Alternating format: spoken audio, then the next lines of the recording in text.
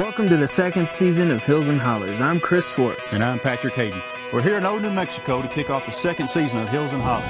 And for this first part episode, we're going to bring you a New Mexico elk hunt.